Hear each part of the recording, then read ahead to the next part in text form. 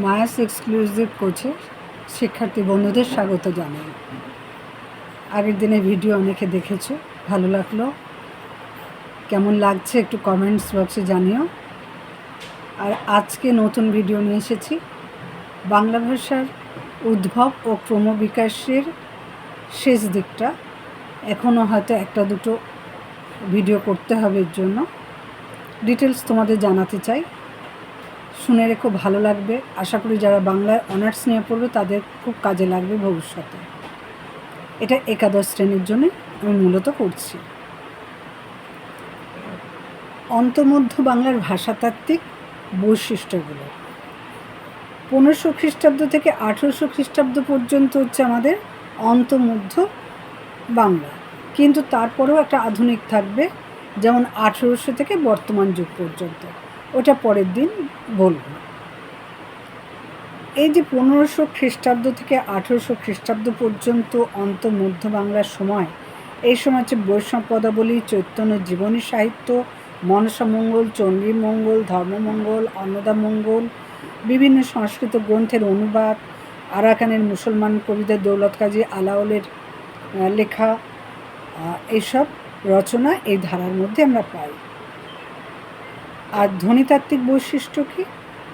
অন্তর্মধ্য বাংলা ধ্বনিতাত্ত্বিক বৈশিষ্ট্য, প্রথমত আদি অক্ষর মানে প্রথম অক্ষরে শ্বাসাঘাত পড়ছে, তাই মধ্য যে স্বরটা সেটা লুপ্ত হয়ে যাচ্ছে। যেমন গামছা, গামছা, ময়ে ওটা আমার লুপ্ত হয়ে যাচ্ছে। হরিদ্রা থেকে হলদি।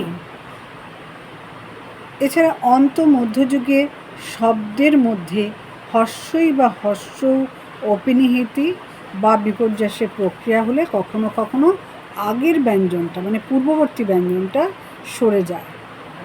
যেমন বেগুন থেকে বেউগন থেকে বাইগন। তাহলে কি বললাম? যে অন্তর্মধ্যযুগে শব্দ মধ্যস্থ হর্ষই বা হর্ষ অপিনিহিতি, সেটা বিপর্যয় প্রক্রিয়ায় কখনো কখনো তার পূর্ববর্তী ব্যঞ্জনের আগে সরে আসে। যেমন বেগুন থেকে বেউগন, গয়ের আগে হর্ষ এলো, তার থেকে বাইগন। এটা মুকুন্দ চক্রবর্তী লিখেছেন। শাক বাইগন মূলা আটটা, থোর কাঁচকলা সকলে পুরিয়ালয় পাতি। এটা অভয়মঙ্গলে আমাদের মুকুন্দ চক্রবর্তী থেকে পাই। এভাবে সাধু থেকে এসছে সাউথ, কালী থেকে কাইল, চারি থেকে চাইর। অভিশ্রুতির প্রচলন ছিল। খাইয়া থেকে খায়া থেকে খেয়ে, খাইয়া তা থেকে খায়া, খয়াকার অন্তঃস্থ জফলা আকার, তা থেকে খেয়ে, এটা অভিশ্রুতি হবে। আর নাসিক্যধ্বনির যে মহাপ্রাণতা সেটা লোপ পেয়ে গেছিল। যেমন কয়াকার হয় নয় কান্ন থেকে হয়েছিল কান, আর তোমহার আগের দিন পড়িয়েছি, সেই তোমহার থেকে তয়কার হয় ময় আকার আগের দিন পড়িয়েছিলাম, তার থেকে হচ্ছে তোমার। অনুনাসিক ধ্বনি লুপ্ত না হয়ে বর্তমান ছিল। যেমন শিশু কান্দে ওদনের তরে, কান্দে। এ ধ্বনির প্রয়োগ হলো। অজফলা আকার এ, যেমন রাখাচ্ছি, রয় আকার ক্ষয়জফলা আকার ছয়সী, রাখাচ্ছি। পদের শেষে একক ব্যঞ্জন থাকলে তারপরে অবস্থিত যে অকার সেটা লোপ পাবে। পদান্তে যদি একক ব্যঞ্জনের পরে অবস্থিত অকার হয় তো সেটা লোপ পায়। যেমন রাম, র যুক্ত আ যুক্ত ম যুক্ত অ, রাম থেকে হয়ে গেল রাম। র যুক্ত আ, রা যুক্ত ম, আটা বা অটা লোপ পেয়ে যায়। যেমন দয়াকার ম থেকে দয়াকার ময় হসন্ত। জল থেকে বর্গের জল ল, জল থেকে বর্গের জল ল হসন্ত জল। ঘট থেকে ঘট, ঘট হসন্ত। যেমন বৈষ্ণব পদাবলিতে যশোদা মায়ের বক্তব্য এসেছে এমন দৃষ্টান্ত। সুদাম, দাম শুনো ওরে বলরাম, মানে সুদাম ময় হসন্ত। বলরাম ময় হসন্ত, বলরামও না, বলরাম। এবার পরের পরেরটা বলছি, উচ্চারণের ক্ষেত্রে স্বরের সংকোচন হয়। যখন উচ্চারণ করছি স্বরটা সংকোচন হয়ে যাচ্ছে, কমে যাচ্ছে। আর আদি অক্ষর যেটা প্রথম অক্ষর সেটা শ্বাসাঘাত করার জন্য মধ্যস্বর লোপ পাচ্ছে। যেমন স্বর সংকোচন হচ্ছে আইনু থেকে আনু, মানে আ হর্ষই দন্তে না সু, হর্ষইটা সংকোচন হয়ে গেল। আর মধ্যস্বরের লোপটা কীভাবে হলো? মুসুরি ছিল, আমরা বলি মুসরি ডাল, হর্ষটা উঠে গেল। তাহলে আমরা প্রথমে পেলাম আদি অক্ষরের শ্বাসাঘাত করায় মধ্যস্বর লুপ্ত হলো, গামোছা থেকে গামছা। তারপরটা 2 নম্বর পেলাম অন্তমধ্যযুগের শব্দমধ্যস্থ হর্ষ ও পিনীতি বা বিপর্যয়ের ফলে কখনো কখনো আগের ব্যঞ্জন মানে পূর্ববর্তী ব্যঞ্জনের পূর্বে সরে আসে। যেমন বেগুন থেকে বেউগন থেকে বাইগন, বা সাধু থেকে সাউথ। অভিশ্রুতির প্রচলন 3 নম্বর হচ্ছে অভিশ্রুতির প্রচলন, খাইয়া থেকে খাইয়া থেকে খেয়ে। এবার 4 নম্বরে হচ্ছে নাসিক্যধ্বনি মহাপ্রাণতার লোপ পেয়েছে, কান্ন থেকে কান। তারপরে বলেছি ধ্বনির প্রয়োগ ছিল, যেমন রেখাছি। তারপরেরটা বললাম পদান্তে একক ব্যঞ্জনের পরে অবস্থিত অকার থাকলে লোপ পাবে, যেমন রাম থেকে রাম, সুদাম, বলরাম ইত্যাদি। এরপর যেটা আছে উচ্চারণের ক্ষেত্রে স্বরের সংকোচন, আদি অক্ষরের শ্বাসাঘাত, তার মানে মধ্যস্বরের লোপ হচ্ছে। যেমন স্বর সংকোচন হচ্ছে আইনু থেকে আনু, হর্ষই স্বর সংকোচন হয়ে গেল।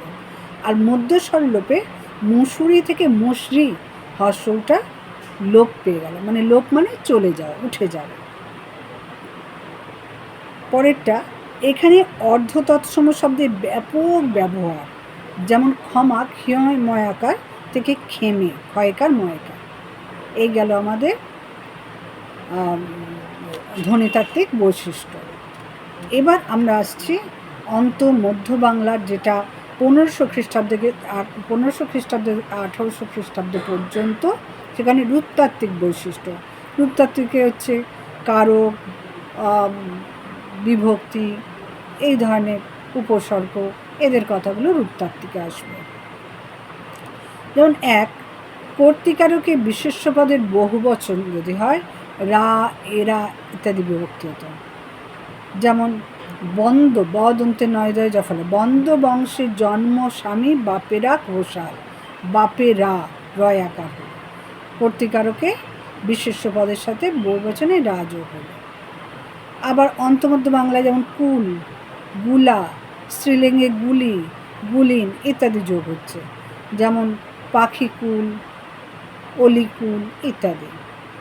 2, ষষ্ঠী বিভক্তির চিহ্ন ছিল র এর, যেমন হিয়ার পরশ লাগি হিয়া মোর কান্দে, হিয়ার পরশ, হিয়ার স্পর্শ আর কি, পরশ হচ্ছে স্পর্শ, হিয়ার র ষষ্ঠী বিভক্তি র যোগ হলো।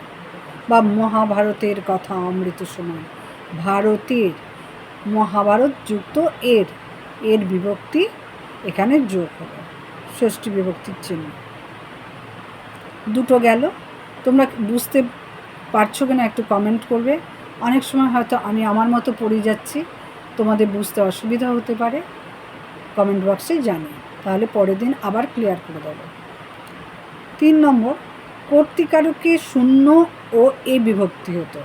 যেমন শূন্য বিভক্তি প্রণমিয়া পাটনি কহিছে জোর হাতে, এখানে পাটনি কথাটাই তো পাটনি, ওর সাথে কোনো বর্ণ বা বর্ণগুচ্ছ যোগ হয় না, তাই এটা শূন্য বিভক্তি।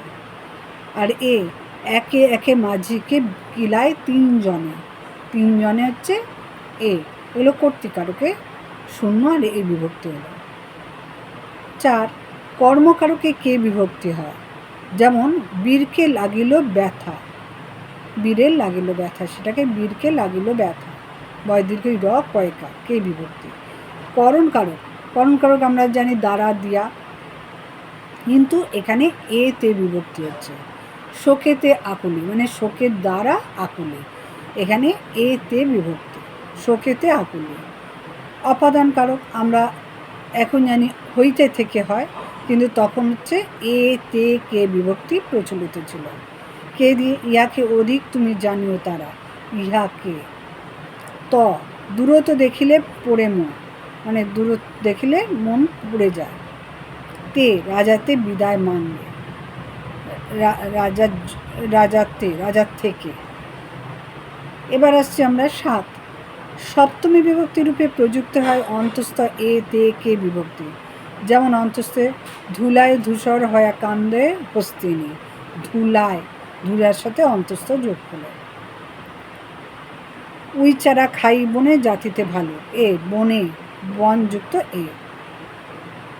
অপাদান কারকে 8 হচ্ছে অপাদান কারকে বিভক্তির পরিবর্তে অনেক সময় হইতে, লাগে, হইতে বানান হয় ঐকার তয়কার, লাগি অনুসর্গের ব্যবহার হতো। যেমন হিয়ার ভিতর হইতে কে কইল বাহির, হয় ঐকার তয়কার।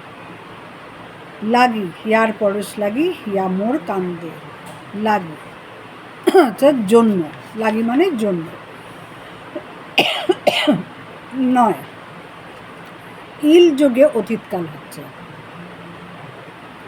আবার ইব যোগে ভবিষ্যৎকাল, এটা আগেও আমরা আগেরটাতেও পড়েছি একই। 10, সংখ্যাবাচক শব্দ ছিল, যেমন সপ্ত, অষ্ট। আমরা যেমন বলি 7, 8, তখন বলা হতো সপ্ত, দন্তের সপয়তা, অষ্ট, মূর্ধন্য ষয়টা। উপসর্গের ব্যবহার ছিল, যেমন অকুমারী, অকুমারী, কুমারীর আগে হলো উপসর্গ ব্যবহার হলো। 12টা হচ্ছে আরবি ফার্সি তুর্কি শব্দের বহুল ব্যবহার ছিল। ভারতচন্দ্রের অন্নদামঙ্গল কাব্যে আরবি ফার্সি শব্দের ব্যবহার প্রচুর। পরেরটা আজ ধাতু যোগ করে যৌগিক কালে রূপ দেওয়া হতো, যেমন আনাছি, আন আদন্তে না হসন্ত যুক্ত আজ, আজ হসন্ত যুক্ত হর্ষ। পরেরটা বিসর্গ সন্ধির ব্যবহার ও নানা প্রত্যয় এ পর্বের বাংলা ভাষায় দেখা যেত, যেমন দু যুক্ত অক্ষর, দর্শ বিসর্গ যুক্ত অক্ষর, দুরক্ষর, দয় দীর্ঘ র ক্ষীয় র, কর্মধারয় সক্রিয় র। বাংলা প্রত্যয় নিদ্রালি, নিদ্রা যুক্ত আলি, এগুলো হচ্ছে বিসর্গ সন্ধির ব্যবহার বা নানা প্রত্যয় দেখা যেত। অন্তমধ্য যুগের কাব্যভাষার একটা বৈশিষ্ট্য ছিল ব্রজবুলি ভাষা, যেটা বিদ্যাপতির পদাবলিতে আমরা ব্রজবুলি ভাষা জানি। ছন্দগত একটা বৈশিষ্ট্য ছিল, সেটাও বলে দিই। অন্তমধ্য বাংলায় পয়ার ছন্দের ব্যাপক ব্যবহার দেখা যায়। ব্রজবুলি ভাষায় রচিত বৈষ্ণব কবিতায় অপভ্রংশ চতুষ্পদী শব্দের ব্যবহার দেখা যায়। আর পয়ার ছন্দ কীরকম ছিল? দেব দ্বিজ, দেবে দে হচ্ছে একমাত্রা, ব হচ্ছে একমাত্রা, দয় বয় হস্যি দ্বি হচ্ছে একমাত্রা, বর্গীয় জ হচ্ছে একমাত্রা, দেব দ্বিজ, তার মানে 4 মাত্রা। মনসিজ, ম একমাত্রা, ন দন্তে ন একমাত্রা, দন্তে শয়সে একমাত্রা, বর্গীয় জ একমাত্রা, মনসিজ 4 মাত্রা। জিনিয়া মূরতি, মানে 4 4 8 হলো। আর জিনিয়া হচ্ছে বর্গীয় জয়সী একমাত্রা, নয়সী একমাত্রা, অন্তস্থ আকার একমাত্রা জিনিয়া, মূরতি ময় দীর্ঘ একমাত্রা, র একমাত্রা, তয়সী একমাত্রা, তাহলে 3 3 6, 8 যোগ 6, এই পয়েন্টটা চোখে পড়ে। আজকে এই পর্যন্ত। পরের দিন আমরা আধুনিক বাংলা, যেটা 1800 থেকে আমাদের ফোর্ট উইলিয়াম কলেজ প্রতিষ্ঠা থেকে আর বর্তমান অবধি কিছু সামান্য কিছু আলোচনা করব। কেমন লাগছে কমেন্ট বক্সে জানিও ভিডিওগুলো, আর কোনো অসুবিধা হলে অতি অবশ্যই জানিও। আর বন্ধুদের শেয়ার করো, পারলে সাবস্ক্রাইব করো, ভালো লাগলে সাবস্ক্রাইব করে দিও। আজ এই পর্যন্ত, ভালো থেকো।